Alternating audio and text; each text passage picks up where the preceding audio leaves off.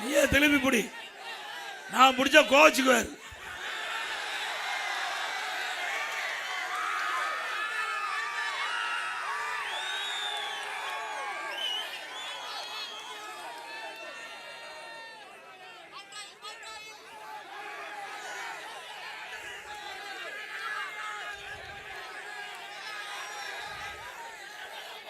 அதாவது நாம் ஒரு கட்சியினுடைய பொதுச் செயலாளர் இருக்கிறோம்.